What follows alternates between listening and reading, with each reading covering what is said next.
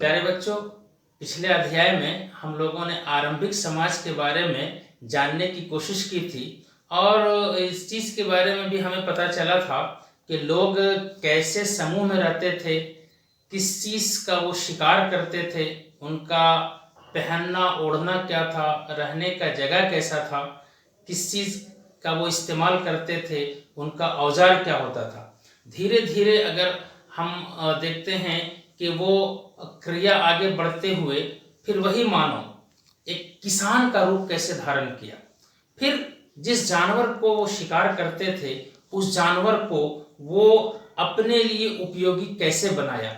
आज के अध्याय में हम लोग जानने की कोशिश करेंगे कि आरंभिक किसान एवं चरवाहा। आज हमारा जो अध्याय 3 में इसके बारे में हम लोग डिटेल से जानने की कोशिश करेंगे। इसमें इस अध्याय में हम लोग 3 चीज के बारे में जानने की कोशिश करेंगे। पहली चीज तो वो है कि कृषि की शुरुआत कैसे हुई, इसके बारे में भी हम लोग जानने की कोशिश करेंगे। दूसरी बात यह है कि पशुपालन की शुरुआत कैसे हुई। और तीसरा जो एक अहम चीज जो हम लोग पिछले लेसन में पढ़ा था कि आग के आविष्कार के बाद आज मानव के जीवन में जो नवपाषाण काल के युग के बारे में हम लोग पढ़ेंगे कि एक अहम जो एक आविष्कार हुआ था वो था पहिए का आविष्कार। तो आइए हम लोग एक एक चीज को जानने का प्रयास करते हैं कि वो कृषि की शुरुआत कैसे हुई। इतिहासकार ये बताते हैं कि जलवायु परिवर्तन के बाद बहुत से घास फूस का उगना निकलना, कुदरती तौर पे बहुत से फसलों का निकलना और उसी में गेहूं जौ की डालियों का उगना, तो हो सकता है कि उनकी टहनियां गिरी और गिरने के बाद फिर उसमें अंकुरन निकला। अंकुरन निकलने के बाद जिस तरह से हम लोग देखते हैं कि बरसात का मौसम आता है तो बहुत से नए नए पौधे कुदरती तौर पे उग आते हैं, इसी तरह से बहुत सारे फसल उग जाते होंगे, मानव उसका टेस्ट भी करते होंगे। ये और बात है कि उसमें उनका स्वाद के अनुसार उस चीज को उन्होंने बाद में अपनाया होगा। कुछ ऐसे भी इतिहासकार कहते हैं कि फसल होते होंगे जो विषैले भी हैं। तो बहरहाल इंसानों ने इसकी या ये कह सकते हैं कि एक लंबी कहानी है कि कैसे वे अपने अनुसार फसलों को उगाया। फिर दूसरी बात यह है कि उन फसलों को उगाने से उनको क्या फायदा हुआ।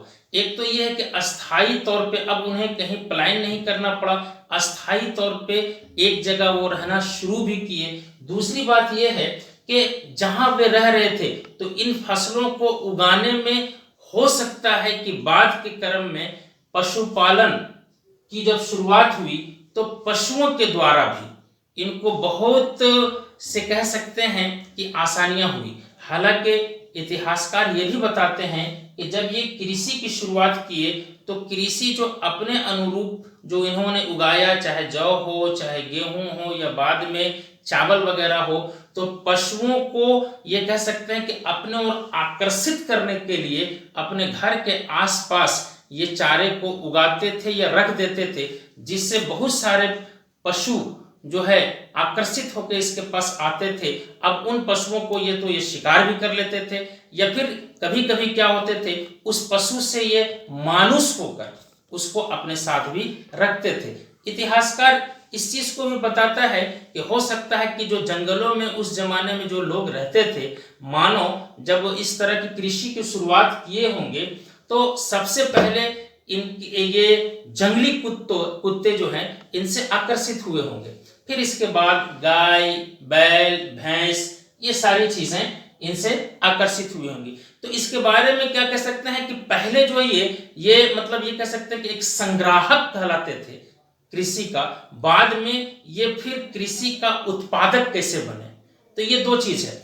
आप अपने घर में भी देखते होंगे या जो भी चीज आप खाते हैं तो उसमें बहुत सी चीजें ये यकायक या अचानक नहीं हो गई, इसके पीछे भी अगर मानव के इतिहास को देखेंगे एक लंबी इतिहास है। इसको उगाने में फिर नए नए तरीके नए नए विधि उसमें अपनाने में इनका एक बहुत लंबा समय लगा। तो इस तरह से हम देखते हैं कि जब ये पशुपालन की शुरुआत की है तो पशुपालन की शुरुआत में भी ये अपने अनुसार बहुत सारे जानवरों को रखा, उसके मीट को भी खाते थे, उसके दूध का भी इस्तेमाल करते थे। तो इस तरह से जानवर को भी ये अब अपने साथ रखने लगे।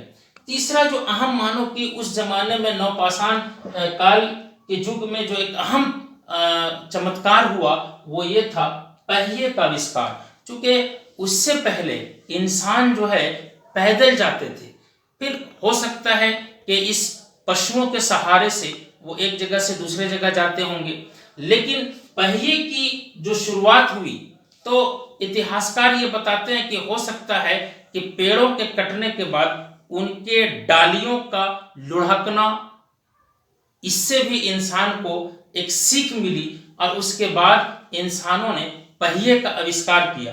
तो इस पहिए के आविष्कार से इंसान की जिंदगी में एक जबरदस्त चेंजिंग आई। तो आज के इस क्लास में हम लोग कृषि की शुरुआत के बारे में हम लोगों ने देखा, पशुपालन की शुरुआत कैसे हुई और फिर पहिए का आविष्कार कैसे हुआ।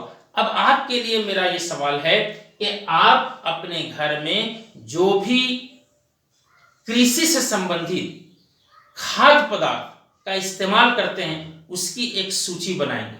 इसी तरह से आप अपने आसपास बहुत सारे जानवरों को देखते हैं, उस जानवरों को भी एक सूची बनाएंगे। फिर आप जरूर इस चीज को भी देखे होंगे कि जिस तरह से इंसान आज पहिया तो वही है, शक्ल तो वही है, हालांकि इसको मॉडिफाई किया गया, बल्कि ये पहिया जो है उस जमाने में अगर लकड़ियों का होता था तो उस लकड़ियों के पहिए से फिर अगर आप देखेंगे कि उसमें चाक वगैरह कैसे बनाया गया, फिर उस लकड़ी के पहियों से लोग एक जगह से दूसरे जगह सामान को कैसे ले जाते थे, और वही पहिया का एक मॉडिफाई रूप आज जो हम लोग देखते हैं टायर के रूप में, कि आज साइकिल से लेके हवाई जहाज में भी इस पहिए का इस्तेमाल होता है। तो आप अपने आसपास जैसे आपके घर में साइकिल, मोटरसाइकिल, कार या और भी चीज का कुछ पहिया होगा, जैसे कुम्हार के यहाँ जो चाक होता है वो, या किसान के यहाँ बैलगाड़ी का पहिया होता है, इनकी एक सूची बना के लाएंगे।